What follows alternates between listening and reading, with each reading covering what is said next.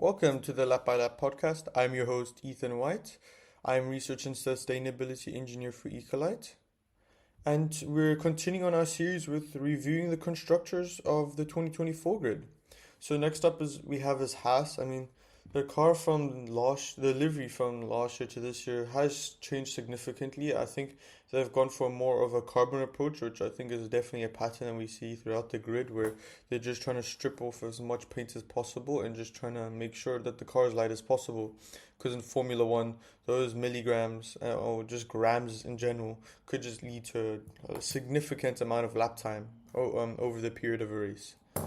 So it definitely has gotten a lot more carbon exposed than last year. Then we look at the drivers lineup. We have Nico Hülkenberg, the German.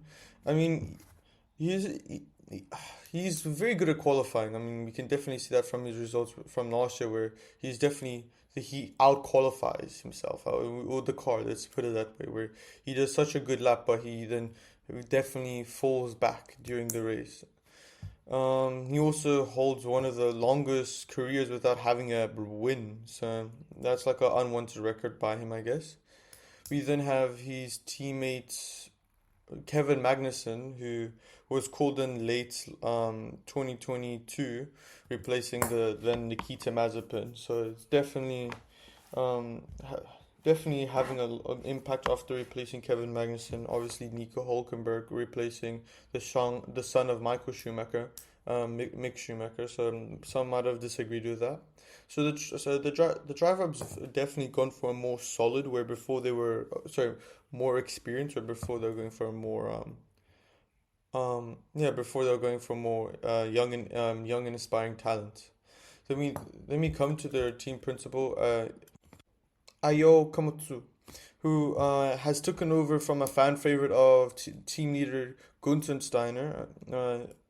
The actual CEO of Haas said that Gunther Steiner wasn't performing to his liking, and they haven't got the results, which I somewhat agree with. Like, Haas has definitely been in the back of the pack for quite a bit of time over like their time in F1. They had like quite a good 2017 and 18 season, but then obviously 2019 with their sponsorship with the energy drink Rich Energy, which was a bit of a scandal where they basically said that Haas wasn't performing, so they actually withdrew from being Haas's main sponsor, leaving them with quite a lack of funding. So this could be one of the reasons that they had set a bad foundation. And obviously, they sacrificed their car for 2021, where they said we're not doing any upgrades for 2022, which some would say didn't really pay off because they've just seemed to have gone back to being at the back of the grid again.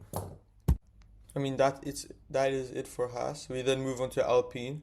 Alpine's livery definitely has been a huge change from last year to this year. It's definitely been a bit extreme with removing the paint, where it's like a large amount of exposed carbon, and definitely some people or fans are complaining about this because that's the whole point about a F1 car is you have the different colors that make it unique to them. It's like their fingerprint, what makes them unique. So it's definitely one thing that the fans might be complaining about. But even the sponsors, because the sponsors might be paying for a spot on the car and it's just pure carbon and it's just their sponsor logo. So that's a huge difference from 2023 to 2024. We then look up to the driver lineup, which hasn't changed since. So we have the two French drivers of Esteban Ocon, someone that was rumored to be at Mercedes a long time ago, but who seems to have settled in Alpine, and then ex-junior Red Bull driver Pierre Gasly. Both like there was definitely a lot of friction between them two. Growing up as a child, you definitely hear them having like little arguments with each other. But it seems that they've had to put this aside. Definitely being part of the same team now has put a lot of pressure on them to both work together. They obviously had their incident in Australia last year where they both crashed into each other, and they're definitely trying to fight over to be top driver because they're both similar ages. They both grew up in karting, so they're obviously like a pride to be the number one driver. We then go on to their team principal, Bruno Famin, which I don't really know much about other than he's a French automotive engineer. He's been part of the team since 2023, so this is his second year as well of being team principal. He replaced Otnar Safner, who was first team principal for Racing Point, which Racing Point now is being converted into Aston Martin. And he definitely, I wouldn't say it's been a huge improvement. I mean, looking at the results from 2024 already, Alpine have been rumored to be getting rid of race engineers already. So that definitely shows that the team's in a bit of a critical area where they might they're losing positions, but also just losing control over the team, where the team doesn't believe in them anymore. So that's it from my side. Thank you for joining and hope you have a great day.